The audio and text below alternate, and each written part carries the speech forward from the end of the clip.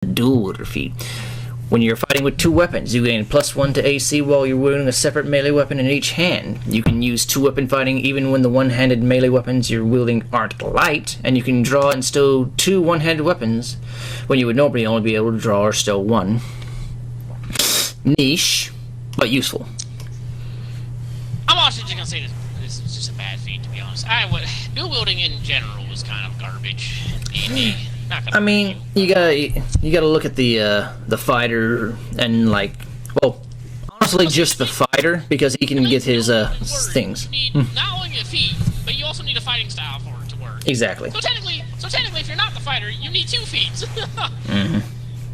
So yeah, just because dual wielding's so bad. Well, also, you got Ranger. You also got Ranger. But there's Rangers you get 2. Yeah, they do. They do. I guess Ranger counts. Yeah, I think wielding is bad. Honestly, just them getting the ability to wield 2 normal weapons. And you can't really call it bad, Hatter, considering it was a feat you took on a character already.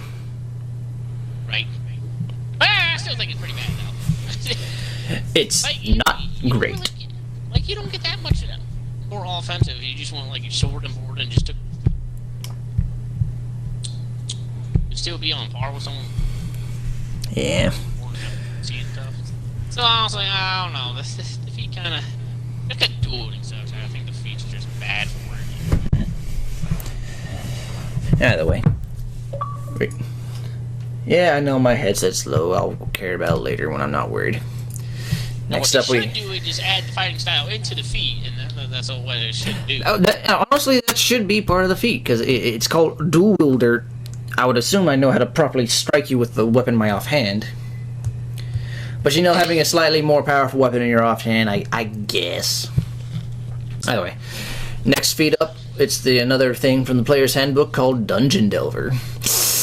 Alert to the hidden traps and secrets found in many dungeons. You gain the following benefits. You have advantage on perception and investigation checks made to detect the presence of secret doors. You have advantage on saving throws made to avoid or resist traps. You have resistance to the damage dealt by traps. And traveling at a fast pace doesn't impose the normal -5 penalty on your passive wisdom, which I don't think anyone really worries about. Honestly, I'm just gonna say niche and just garbage. Bad. I'll say niche, but I won't say garbage. I don't know. I'm gonna say garbage. I don't think anyone uses that last point or the first point either. I only say this because of one dungeon, and I believe it's the Tomb of Horrors, which is basically a death house of traps. Yeah, but I don't think the dungeon delver will help you, because I'm pretty sure all those traps are insta kills. So none of these. I mean, the advantage on the saving throw. Oh no! I'm pretty sure all the traps in there are just insta kills. There is no. They do. They do. There's a room that puts you to sleep, and then it drops a steamroller on you. Yeah. Literally, Dio comes in and says hello. No, but I'm still gonna call it niche. And the ability, I wish the passive perception, the advantage for perception and investigation wasn't just on secret doors. Yeah, why is it not on traps too? Yeah, that's the confusing thing. If you said on traps too, I'd be much happier. And that's another thing. Who's out here using secret doors? How many of y'all have actually used secret doors? I mean, I got 1 or 3. Y'all didn't really find them, but that's beside the point. Even in normal campaigns that we have put out, I don't think there's any secret doors in any of them. I think there are a couple. I know there are several in the Strahd campaign, actually. There are a couple of hidden doors in there. They're there. So I guess if you're doing the Strahd campaign, I guess if you really wanted to, you could take this feed and just... No, but you want to know what makes 0 sense to me, though? The traveling at a fast pace, that doesn't impose the penalty. Why am I going fast paced through a dungeon? I don't know, I guess you... In fact, you wouldn't be at fast paced in a dungeon. That's overland travel. I guess you out here speedrunning some dungeons. It makes no sense. You know what they could have done, which I would have been happy, they could have left the secret door thing in there just perfectly fine. If instead of they gain a +5 bonus to their passive perception of detecting traps, that would have made so much more sense and would have been way happier with the thing. You could have stacked it with the observant feat and got even higher passive check. Just for traps, though. I would say specifically +5 bonus for your wisdom on traps. I wouldn't go anywhere else. And I would actually be much happier with the feat. But I'm still going to call it niche. I don't... like I said, that last part, I don't understand. I guess maybe if you're getting, like, chased by monsters or some shit. I don't know, to be honest. I don't know why you would be speed traveling through a dungeon.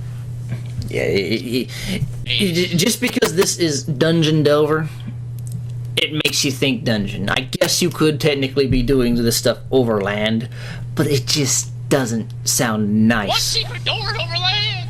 Exactly. What they could have done is they could one, take off that traveling thing and just gave you secret doors and trap detection, or they could have taken that traveling thing away and said, hey, you gain a +5 bonus to detection of traps. They could have done either of those, and I would consider this actually useful. Because yes, having the resistance to damage to traps, that would be nice, especially if you have a trap laid in place and you just can't find them. For whatever reason. And the advantage on saving throws, that's nice too. It might be really good in Straw. Straw's gonna have like spider. He does actually have quite a number of traps in some places. So honestly, all pieces of this would actually be good. So I guess in Straw's campaign, this is a 10 out of 10, but everywhere else is kind of garbage.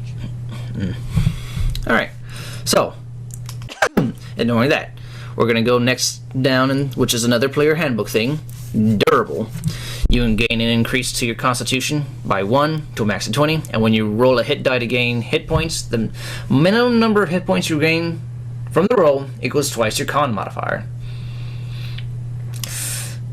Yeah. I mean, more health, but really, like, I'd rather take the chef. I would rather take the chef feat. I mean, it could be good on a fighter. The second wind is you pulling hit die, so I guess you could get more health out of that. Is second one a hit die? I thought that was just you. 10 plus your fighter level, so still roll a hit But die. I don't think that. Well, I think this means a literal hit die. Oh, when like you're taking a short rest and shit? Yeah. I mean, I guess that might be good though. I mean, just modifier, so like. So a minimum of 4, where you could have the chef thing. When you roll a hit die, you gain hit points.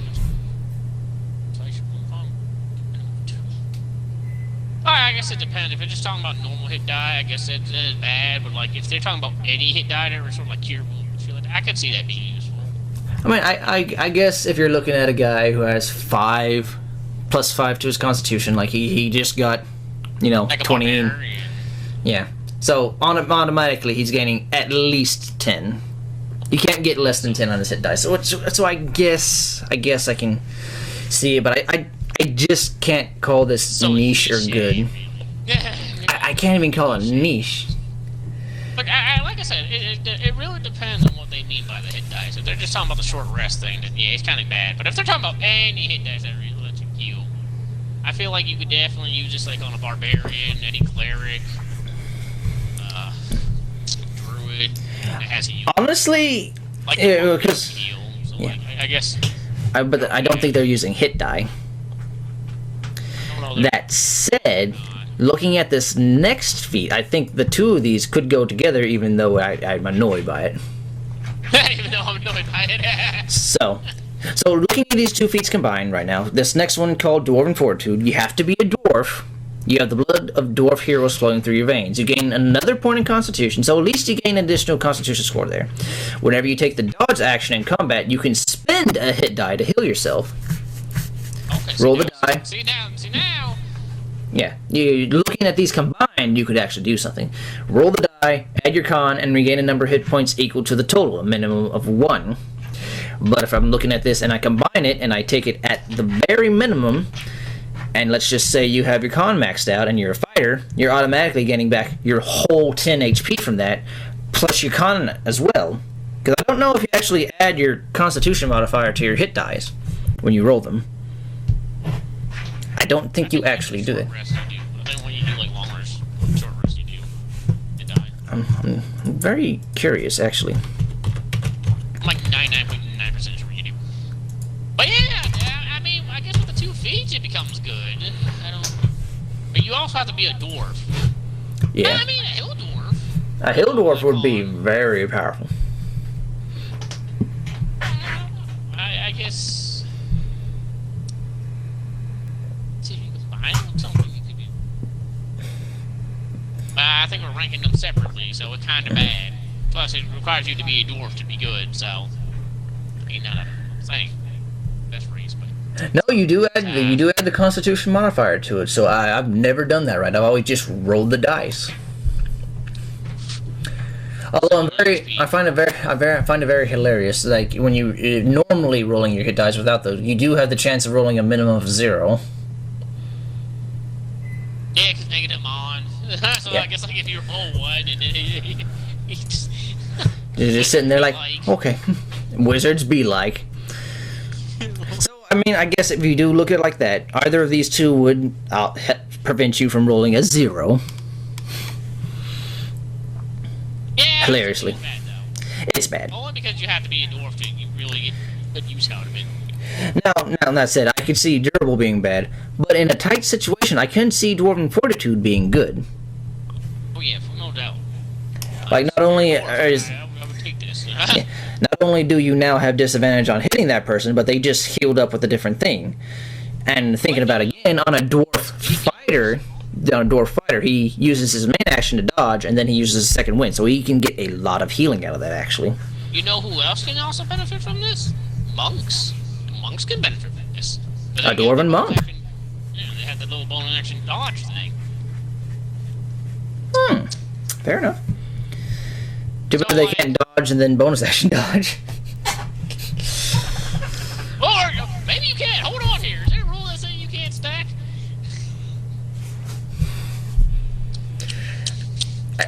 I mean, it doesn't say you can't. I mean, I don't think you'd be able to stack like an additional disadvantage, but I mean, I guess it doesn't say anything about you. It doesn't say you can't. Like, can you like rogues can bonus action dash?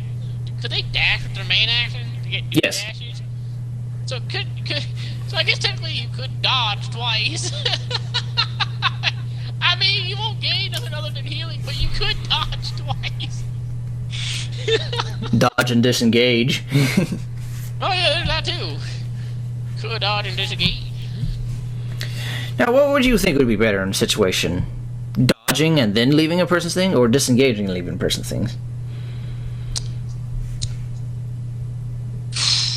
I mean, disengaging would allow you not to get hit. That would just give a disadvantage, but disengaging from someone, you could just get out of dodge. Like, you could just move or... Now, the thing... Yeah. Now, does disengage only let you get out of one person's, or is it everyone? I think it's everyone's. But I think when you take the disengage action, you can't be an attacker of opportunity. So I'm very I think curious. I think that goes for all of them. Now, I only say that because the Sentinel feat lets you do that regardless. But I am curious, like, because I could understand disengaging from one person. It does it for all of them, to be honest.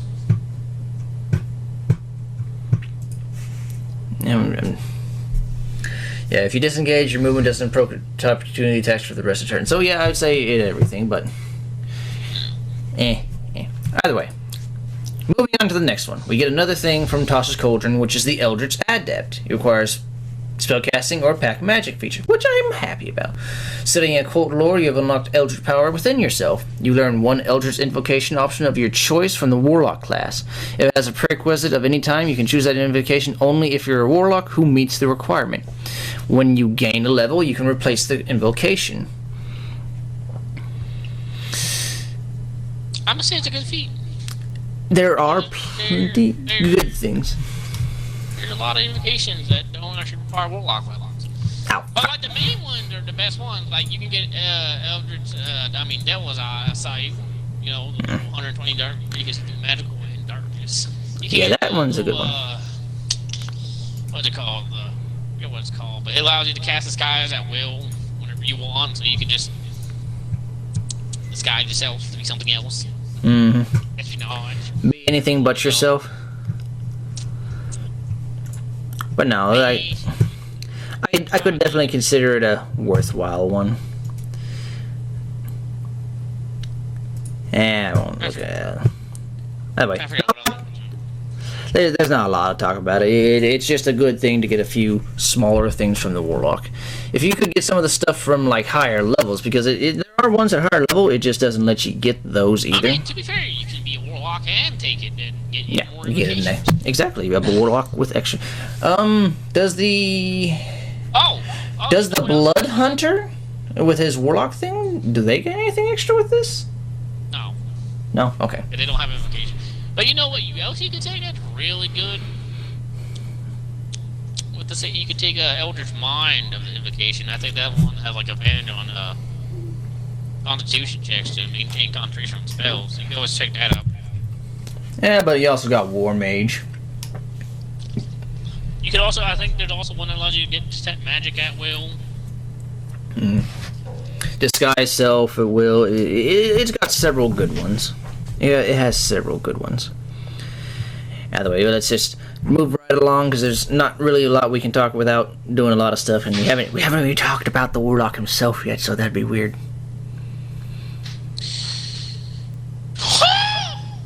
Anyway, looking at the Elemental Adept, which is from the Player's Handbook, you need to know how to at least cast one spell, which I don't think cantrips count. I think you need to actually know spells. When you gain this feat, choose one of the following damage types: Acid, Cold, Fire, Lightning, or Thunder. The spells you cast ignore the damage resistance for that type. That is such a... It counts as cantrips if you have cantrips. Let me start that over. Spells you cast ignore resistance to the damage of the chosen type. In addition, when you roll damage for a spell you can cast that deals damage of that type, you can treat any one as a 2. And you can select this feat multiple times, choosing different damage types. So you could get it multiple times and have all those damage types. But I'm going to say niche. because I think the only real one that this would do a lot for would be probably Fire. Because I think Fire is the most resisted. Fire. Can you choose poison? I think poison's on there too. No. It's not. It's Acid, Cold, Fire, Lightning, and Thunder. Fire. Can we talk about this though for a minute? Why do we have Lightning and Thunder damage?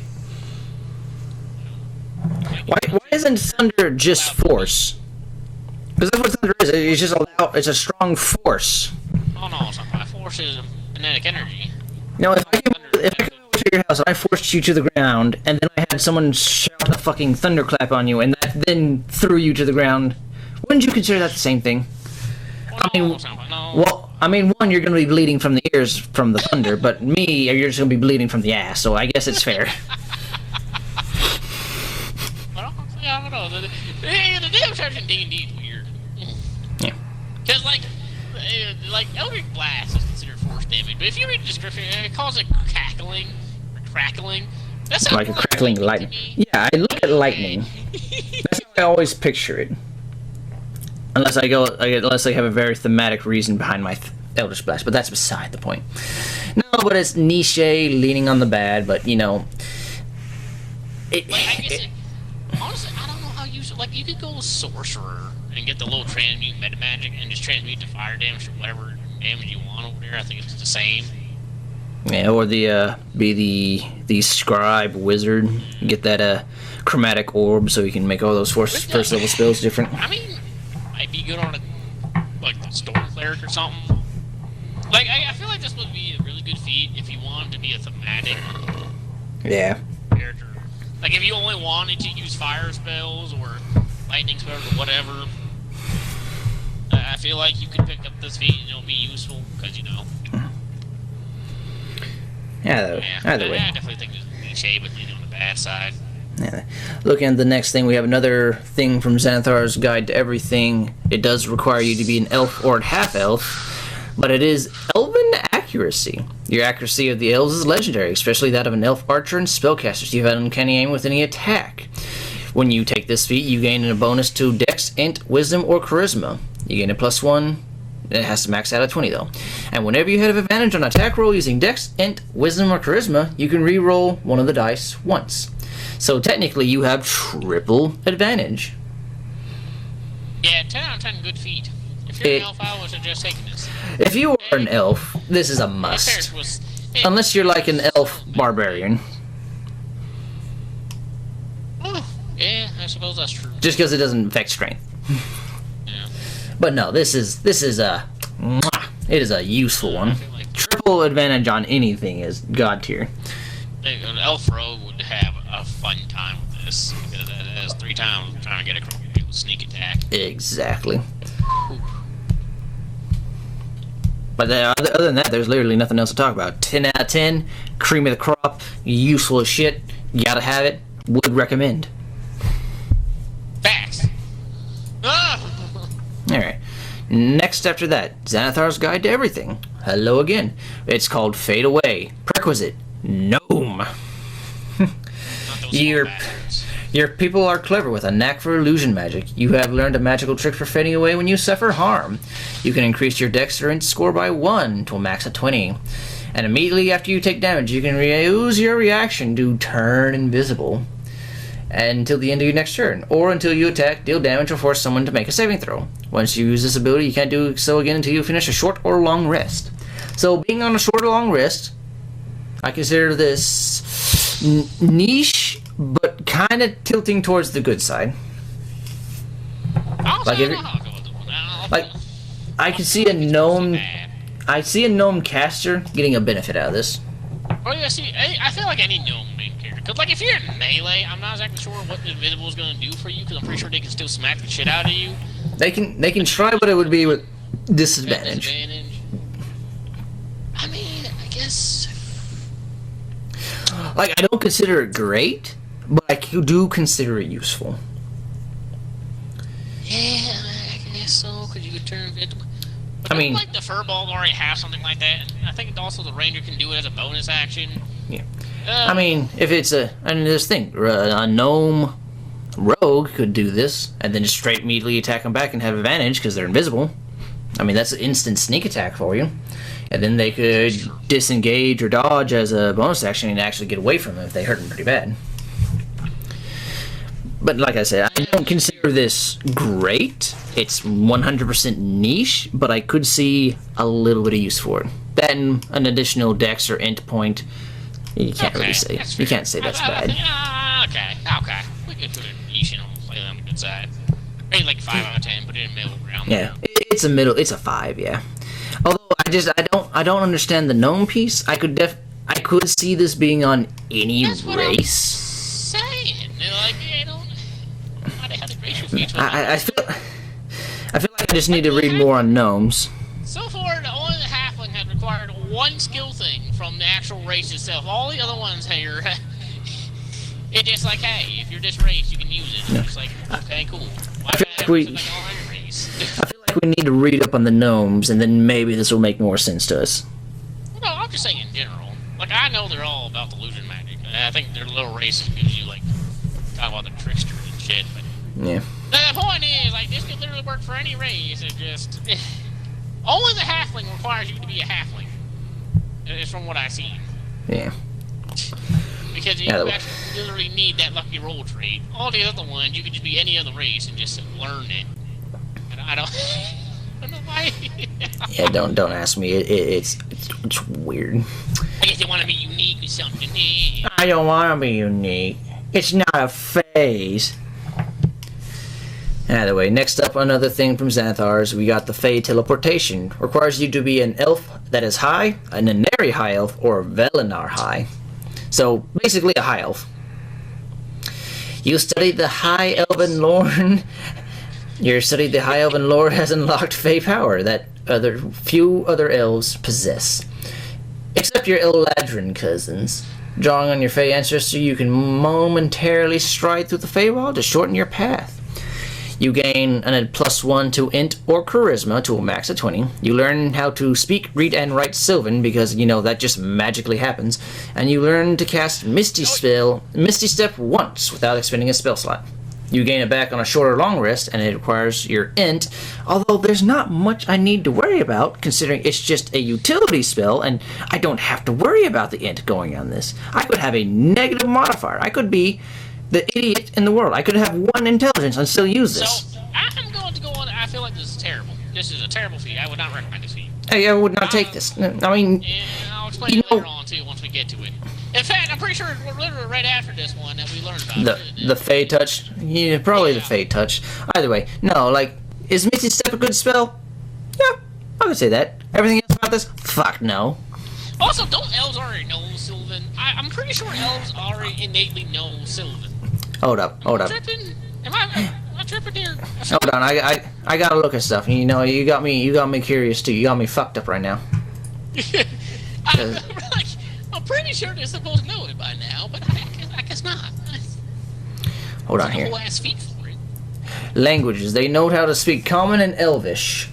So, I mean, I guess they don't auto-know. Maybe one of these sub-races. So, I mean, these guys have an extra language, which could easily be Sylvan.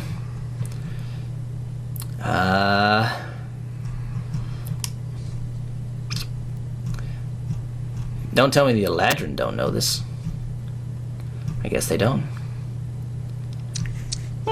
So, no, we're tripping. Okay. As long as I'm tripping and it's not something they actually already know, I'll be like, what the hell? Alright, so you know what? I'll give it to you, but still, I hate you. Either way, looking at the next one, which is from Tasha's, the Fey Touched. You increase your intelligence, wisdom, or charisma by 1 to a max of 20, and you learn the Misty Step spell and 1 additional spell of your choice. The first level spell must be divination or enchantment. You can cast each of these without spending a spell slot. Once you cast either of them, you can't use it again until you finish a long rest. You can also cast these using spell slots. Now now the Fey Teleportation, you got that one back on a short rest versus this one, but you know, an extra spell. This one's a 10 out of 10 feet. Not only is it a half feet, you can do that nice little bump, so you couldn't do it. But, you know, it gives you 3 choices out of intelligence, wisdom, and charisma, so that's always good. But you get Misty Step and one of the spells that you can cast for free once a day, you know, once for a long rest. But even then, you can still cast them if you have spell slots. So yeah, which I mean, just looking at it, because you look at the other one, the Fey Teleportation, it doesn't actually say you can cast Misty Step with a spell slot. It doesn't say you could actually do a spell slot thing. Indeed, that's what I'm saying. This one you could just up and pop up with them, you know. As long as you have spell slots, you can teleport everywhere. Exactly. But no, it's just so strange. Another thing we got from Tasha's here is the Fighting Initiate. Requires you to be proficient with a martial weapon, and you can take one of the fighting styles of the fighter class. Absolutely niche. It's good. It's good. It's I niche. just wish you didn't need to. I just didn't wish you didn't need a proficient in martial weapons. I wish any weapon would work here. I don't know why they decided to make it a martial. Because I can see just being good on like a wizard or something. You know, taking like defense or something like that. Well, doesn't defense require you to be wearing armor? It does require you to be wearing armor. And I don't think wizards are proficient in any armor. Not. Or like, I could see this being useful on like clerics or something, because I think they're only proficient in simple weapons. Like, I think there are like certain subclasses that give a martial, but I think just base, they're only simple. Other you could have had this on the clerics and take like defense. No, but it's niche. There's just like the only like those fighting styles are really good though. The only one that I could see it truly being useful on would be a barb, just so he can have more reliability on his two-handed weapons. But like the paladin gets it, the ranger gets it, the fighter obviously gets it. In fact, he could get 2. And if you go champion, you can get 3 of them. Yeah, but it's just like, what am I gonna do about this? I feel like it's a good feat to be on. Either way, Like, going on, you could have a paladin have defense and dueling. So now you have the AC and damage boost.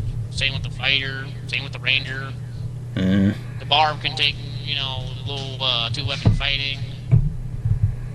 Yeah. Clerics could take defense, protection, whatever that blind one is. Interception. Rogues could take defense too. That rogues could take defense. They could take 2-weapon fighting. They could dueling. If they just wanted to wield a rapier, they could take dueling. Not a lot of damage, but it's still damage. It's a +2 damage. That's some good damage. That proficiency bonus right there. Or they could take archery for +2 on their range attacks. Oh yeah. Either way. I mean, I don't want to say niche, but I feel like it's definitely, because they're not a fighting style that you couldn't benefit from, to be honest. Like, I feel like the broad fighting styles are broad enough that you could put it on like any character you really wanted to have it on. It'd be good. Mm-hmm. Alright. Next up, we actually have a feat from Critical Role, which is the Firearm Specialist. You gain proficiency. I'm gonna cover it. I mean, it's here. That's fair, but you gain proficiency in firearms. When you roll a misfire with attack on the firearm, you can use your reaction to roll d20 and save it. And you can only use it once per short or long rest. And when you use the attack action and attack with a one-handed weapon, you can use a bonus action to attack with a loaded firearm. It's similar to the Crossbow Expert feat, I just think it's worse. Yeah, it's kind of a trash feat, not gonna lie, Matt Mercer. Not gonna lie to you, Chief. Like, honestly, I would just cut off the proficiency with firearms, I'd cut off the additional attack thing, and just being able to save your misfire, that I could be happy about. Because when you misfire, you can basically ruin your weapon and be utterly out of your thing. So the potential for this to save that weapon, that I can be happy with. Honestly, if you're gonna use guns, you're probably just better off picking up the gunner feat. Yeah. Either way, I would say, because you shouldn't really cover it, so I'd just give it that unofficial thing, but it's definitely would be just niche. To bad. Niche on the bad side. Niche on the bad side. No, better yet, whack. It's whack. Whack. Yeah, it's not good, it's not bad, it's whack. Yeah. So, looking at another thing that is for the Tieflings, it's from Xanathar's Guide, it's the Flames of Phlegm. It's from the Flames of Phlegm, because I don't know that word. Either way, like I said, you have to be a Tiefling or a Feral Tiefling, and you learn to call on Hellfire to serve your commands. You gain a +1 to Int or Charisma. When you roll fire damage for your spell you cast, you can reroll any 1 on the fire damage dice, and must use the reroll even if it is a 1. And whenever you cast a spell that does fire damage, you cause flames to wreathe you until your next turns. They don't harm you or your possessions, and they shed bright light. When the flames are present, a creature within 5 feet of you will take a within 5 feet of you takes... Oh my god. Any creature within 5 feet of you that hits you with a melee attack takes additional d4 damage of fire. I'm gonna go with niche, and it's gonna be on the bad side. I'm just gonna call it bad. Yeah, it's kind of bad.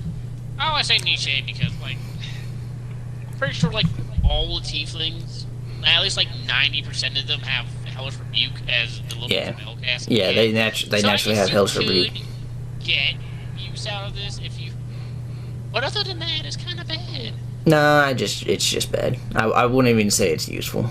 I would take Elemental Adept over this, and that's not saying much. Because I don't know why they at least allow you to reroll the 1, and then you still gotta take the 1. Yeah. I feel like at least the other one just gives me a 2.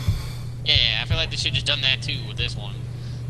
I mean, and if you're surrounded in flames where they have to attack you with a melee attack, well, just take another step away and shoot you with a gun. There you go. Although, to be fair, that melee thing might actually be good, though. That melee thing. It's only a d4 fire damage, and fire is, again, the most resisted and I think the most immune. So it's... I think the most immune is poison. I think fire is second. Think fire is second? Yeah, I can believe it. Either way. It's poison and then fire. So next up we got one of the first ones from Fizban, which is the Gift of Chromatic Dragon. I like this. You've manifested some of the powers of the chromatic dragons and gained the following benefits. Chromatic infusion. As a bonus action, you can touch a simple or martial weapon and infuse it with the following damage types of acid, cold, fire, lightning, and poison. And for the next minute, the weapon deals an additional d4 of this damage type when it hits. After you use this bonus action, you can't do it again until you finish a long rest. And then reactive resistance. When you take acid, cold, fire, lightning, or poison, you can use reactions to give yourself resistance. You can use it until the number of times equal to your proficiency, and you gain all when you finish a long rest. I see it's useful. I mean, the damage infusion, it's kind of weak. But I guess any damage is damage. I don't know. I mean, I guess it depends on the character. Because, like, on a fighter, make like 4 attacks, 6 attacks, and that's 1d4 on each attack. That stacks up. Barbarian stacks up with Rage, and Paladin smites. Yes. Sneak attack. I mean, yeah, it's there. Also, this isn't like added damage. So, like, if you crit, this also gets that crit damage. Mm-hmm. So, like, it turns into... Like, because it doubles all damage rolls. Yeah, so, but like, this could actually be the good feat. And there's more elements, too. Oh, don't get me wrong. I like the feat. I feel like at some point that D4 should go up just a little bit, maybe to a D6. And it is for a whole minute. It's not like it's one attack. It's for a whole minute. You can literally beat the shit out for a whole minute with that. That's a lot of damage. That is a lot of damage for a whole minute. Yeah. But no, good. I like it. 10 out of 10. 9 out of 10. 9 out of 10. I give it a 9. Then we go to the next one from Fizzbands. It's the Gift of the Gem Dragon. You gain a +1 to an ability score out of Int, Wisdom, or Charisma, and Telekinetic Reprisal. Yep. When you take damage from a creature that is within 10 feet, you can use your action to emanate telekinetic energy. The creature that dealt damage to you must succeed a strength saving throw. On a failed save, it takes 2d8 force damage and is pushed 10 feet away. Unless successful, it takes half damage and isn't pushed. You can use this reaction a number of times equal to your proficiency, and you regain on a short rest. I definitely don't... It's not bad, but I like it less than I like the chromatic. I like the chromatic more than this one. No, this one's hard because it kind of reminds me of the Storm Cleric, the little lightning rebuke thing where they take 2d8 lightning damage and you push them away. Mm-hmm. But the Storm Cleric can actually boost that damage because they're channeled energy. This is just too... I mean, it is force damage. It is force damage, at least resistant damage in the game. And another thing for the proficiency, the saving throw, it's a D8. It's an 8 plus your proficiency plus the ability modifier increased that you chose. So, I mean, and to be fair, it just says damage. It doesn't specify a specific damage, like force damage, attack, spells attack. No. Oh, Damage you take to activate it. It just says the creature that dealt damage to you must make a saving throw. So, like, well, the creature has to be within 10 feet. No. Oh yeah, still you can still get hit with a spell, a bow. Yeah. You know, mace. You can still pop off.